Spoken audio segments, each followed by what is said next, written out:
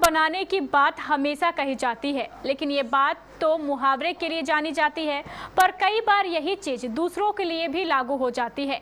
अब इस खबर को ही देख लीजिए, जहां एक छोटा सा कीड़ा इतना घातक हो गया कि उसके काटने से 5 लोगों की मौत हो गई और अब अलर्ट जारी कर दिया गया है। एक छोटा सा कीड़ा किसी के लिए कितना घातक हो सकता है, ये किसी को नहीं पता।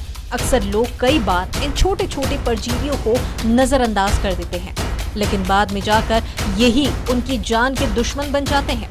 कुछ ऐसा ही मामला अब देश के उड़ीसा से सामने आया है।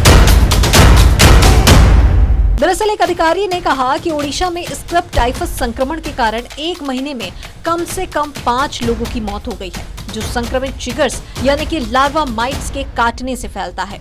बारगढ़ के मुख्य जिला चिकित्सा एवं सार्वजनिक स्वास्थ्य अधिकारी साधुचरण दास ने कहा कि मृतकों में से 2 सोहिला ब्लॉक के थे, जबकि बारगढ़ जिले के अट्टाबिरा, भेदेन और बारपाली ब्लॉक से एक की मौत का ऐसा मामला सामने आया है। वहीं उन्होंने आगे ये भी कहा कि संक्रमण से मरने वालों का निदान जिले के बाहर के अस्पतालों में किया गया था। 2 मामले बुर्ला मेडिकल कॉलेज में, 2 अन्य एक निजी अस्पताल में और एक अन्य बुलांगिर अस्पताल में पाए गए थे। दास ने कहा कि 1 से 10 सितंबर के बीच जिले में पाए गए स्क्रब टाइफस के लिए 142 नमूनों का परीक्षण किया गया था। इनमें से 4 सकारात्मक पाए गए और सभी अब ठीक हैं।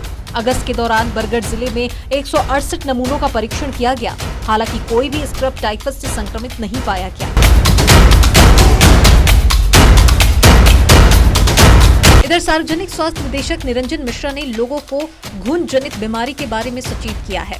स्क्रब टाइफस का संक्रमण तब फैलता है जब चिगर किसी को काट लेता है।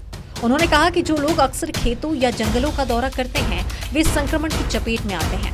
मिश्रा ने कहा कि स्क्रब टाइफस से सबसे आम लक्षणों में बुखार और त्वचा पर काला सूजन वाला निशान है, जिसे एस्कर कहा जाता है।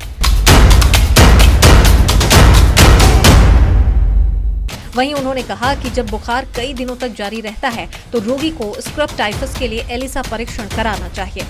तो कुल मिलाकर बहुत ज्यादा सावधानी और सतर्कता बरतने की जरूरत है।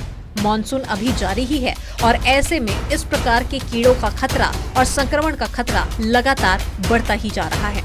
Bureau report, KBC news.